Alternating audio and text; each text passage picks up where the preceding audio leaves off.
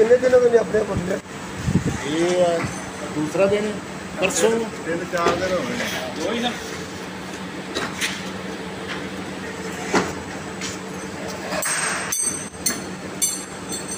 ना उठ सकता ना कह सकता है सारा दिन जाते हैं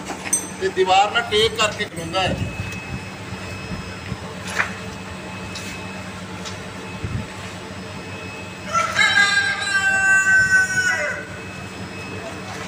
मंदिर को गल होना चाहिए था जो मुंडा भेजा ही वो भी खड़ा करो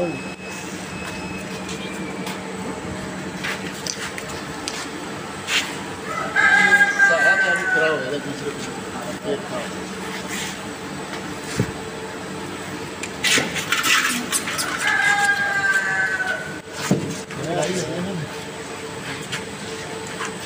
ऐसे पूरे टेक तो चक्कर तो नहीं कट सकते टुरे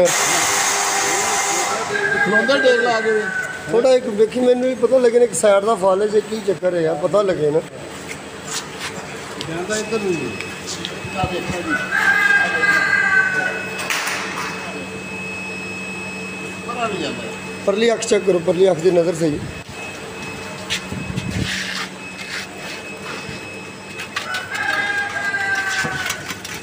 ਥੋੜਾ ਜਿਹਾ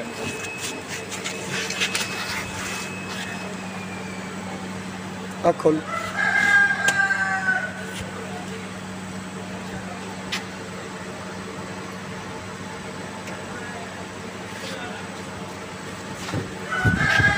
मजा आ गया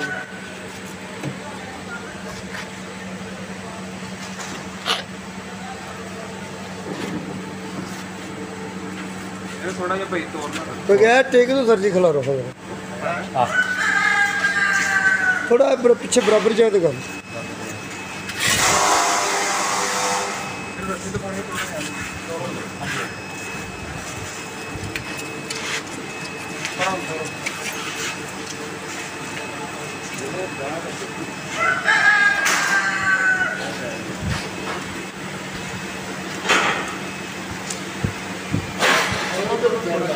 इधर आंदे साइड से पता चल की करना छो भाई छो थोड़ा वेली जगह कर लो टेकने सट नहीं लग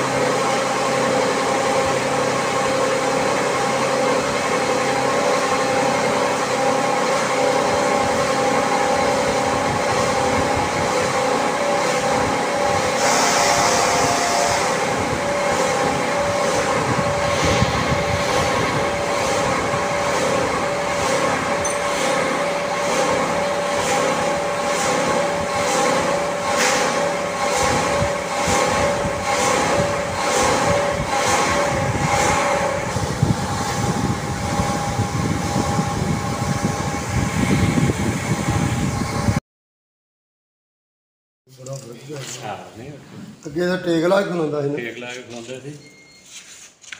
ਚਾਰ ਲਾ ਇਹਦੀ ਧੌਣ ਤੇ ਕੁਝ ਇੰਜ ਕਰਕੇ ਧੌਣ ਇੱਕ ਸਾਈਡ ਵਿੱਚ ਲਗਾਈ ਜਾਂਦਾ ਲਗਾ ਹੀ ਜਾਂਦਾ ਸੀ ਤੇ ਬਾਅਦ ਦੇ ਨਾਲ ਨਾਲ ਲੱਗੇ ਜਾਂਦਾ ਸੀ ਪੂਰਾ ਪਹਿਲਾ ਫੈਰ ਕੇ ਤੇ ਚਾਰਾ ਵੀ ਆਪਣੇ ਚੁੱਕਣ ਲੱਗ ਪਿਆ ਕੁਛ ਕੱਲ ਨਾਲੋਂ ਵਜਨ ਵੀ ਘਟ ਗਿਆ